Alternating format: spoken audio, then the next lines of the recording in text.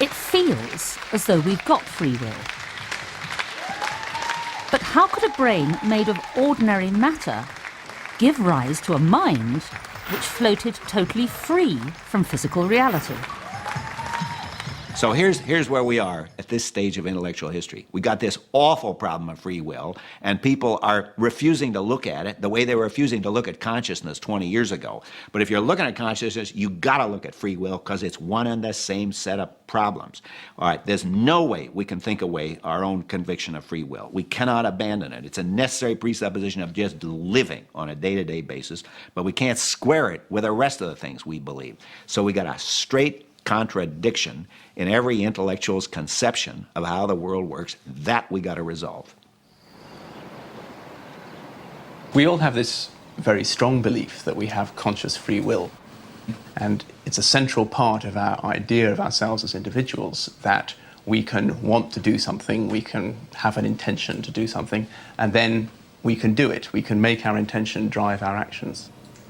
And Benjamin Libet's work was one of the few experiments which made a truly innovative and courageous attempt to address that question. I can't feel it being cold. Patrick Haggard's team are going to measure my brain activity in the run-up to a conscious decision, with electrodes placed on my scalp. Okay, Susan, you're all wired up and ready to go. Absolutely. We're going to record from your left motor cortex, your right motor cortex, and from the midline. I want you to watch the clock hand, which is rotating in this small clock in the center of the screen.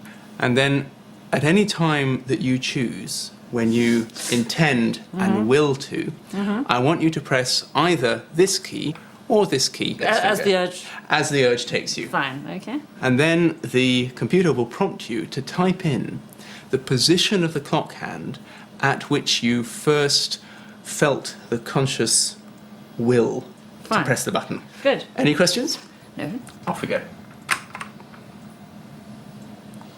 It's very funny waiting for the urge, isn't it?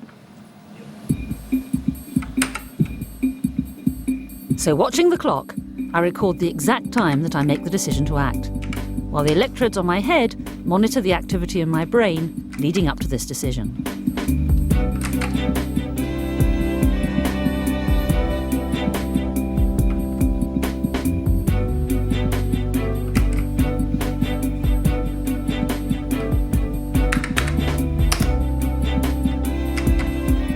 As I do this over and over again, a clear pattern starts to emerge.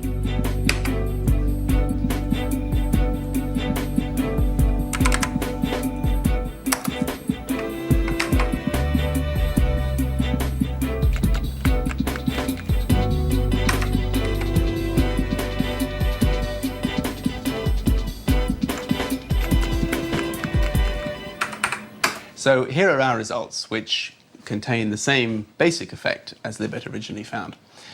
The average time of the intention to move was where this arrow is here, and you can see that the motor areas of the brain have begun to build up electrical activity in preparation for this willed action 2,000 milliseconds at least before the action actually occurs. Just as in Libet's original work, this experiment seems to show that my brain begins to prepare for movement long before I felt like I had consciously decided to move. So did I have any real choice about when I moved?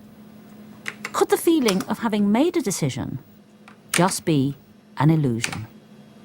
So this looks like a real problem for our idea of conscious free will, because our assumption that we work with every day, I think, is that we decide what we want to do, and then, or I should say, I decide what I want to do, and then I am able to get my brain to drive my body to make it happen.